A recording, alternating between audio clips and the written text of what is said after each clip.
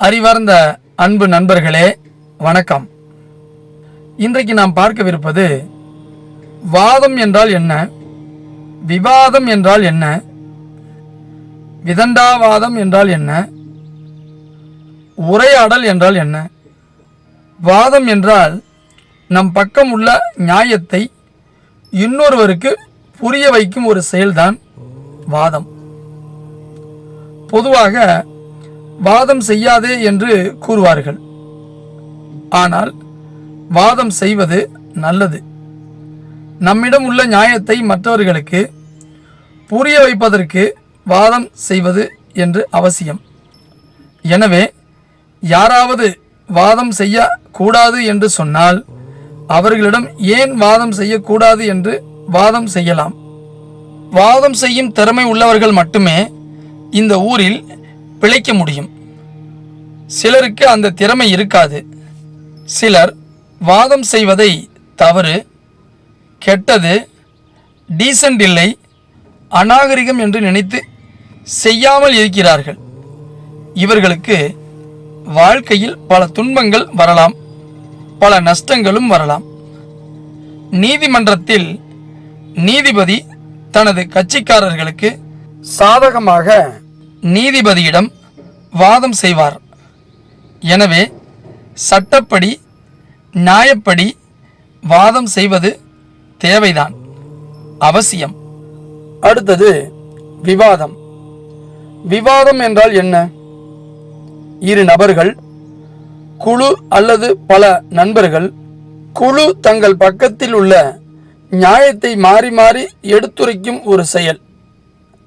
விவாதம் செய்யாதே என்று சிலர் கூறுவார்கள். ஆனால் கண்டிப்பாக விவாதம் செய்வது நல்லது. விவாதம் செய்தால்தான் அறிவு அதிகரிக்கும்.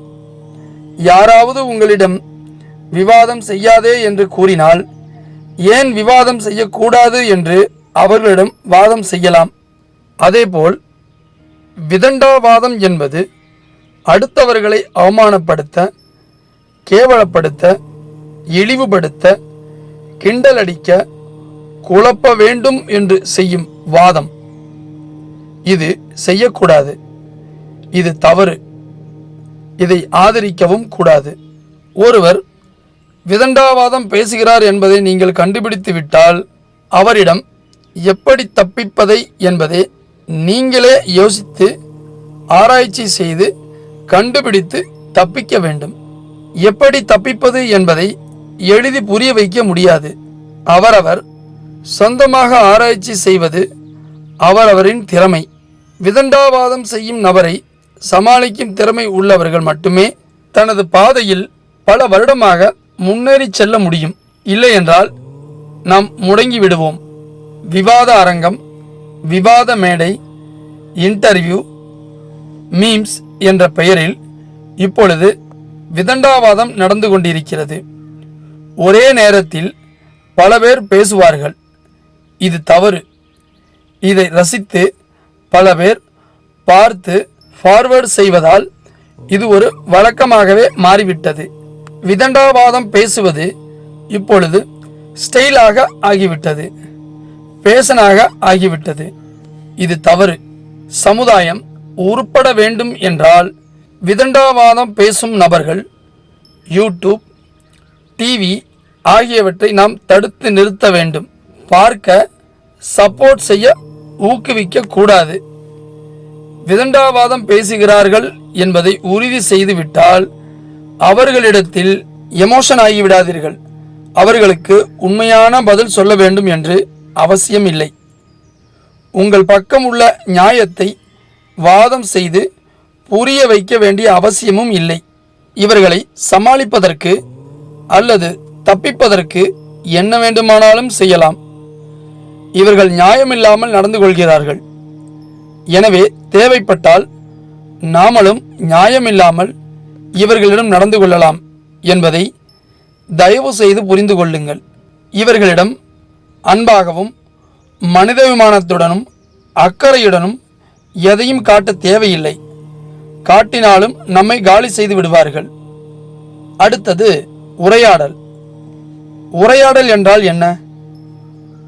இருவர், பலர், இரு குழு, பல குழு என்று ஒன்றாக சேர்ந்து சாதாரணமாக கருத்துக்களை பரிமாறிக்கொள்வது, கேள்வி கேட்டு பதில் பெறுவது, இதுதான் உரையாடல். உரையாடல் என்பது இயல்பானது. தயவு செய்து வாதம், விவாதம், விதண்டாவாதம், உரையாடல் ஆகிய நான்குக்கும் வித்தியாசம் புரிந்து கொள்ளுங்கள். விதண்டாவாதம் பேசும் நபர்களை சமாளிப்பதற்கு கற்றுக்கொள்ளுங்கள். முன்னேறுங்கள், வெற்றி பெறுவீர்கள். நன்றி, வணக்கம். அன்பு நண்பர்களே, வணக்கம். நான் யோகா ஆசிரியர் சங்கர். திருப்பூர் மாவட்டத்தை சுற்றியுள்ள பள்ளிகள், கல்லூரிகள், வீடு மற்றும் அப்பார்ட்மெண்ட், தொழில் நிறுவனங்கள், மேலும் தனிநபர்கள் குழுக்களாக இணைந்து இருக்கும் நண்பர்களுக்கு அவர்கள் இருக்கும் இடத்திற்கே சென்று யோகா வகுப்புகளை மிக சிறப்பான முறையில் எடுத்து கொடுத்து வருகின்றோம். நாங்கள் இங்கு குழுக்களாக ஒரு 20க்கும் மேற்பட்ட ஆசிரியர்கள் செயல்பட்டு வருகிறோம். பெண்களுக்கு பெண் யோக பயிற்சியாளரை கொண்டு பயிற்சிகளை கற்றுக் கொடுத்து வருகின்றோம். உங்களுக்கு யோகா கற்றுக்கொள்ள வேண்டும் என்றால் எங்களிடம் நீங்கள் தொடர்பு கொள்ளலாம். நேரடியாக வந்து உங்களுக்கு யோகாசன பயிற்சி முறைகளை கற்றுத்தர தயாராக உள்ளோம். இன்னும் வெளியூரில் இருக்கும் அல்லது வெளிநாடுகளில் இருக்கும் நண்பர்கள் யோகா கற்றுக்கொள்ள வேண்டும் என்றால் நீங்கள் எங்களிடம் தொடர்பு கொள்ளலாம். ஆன்லைன் யோகா வகுப்புகளையும் எடுத்து வருகின்றோம்.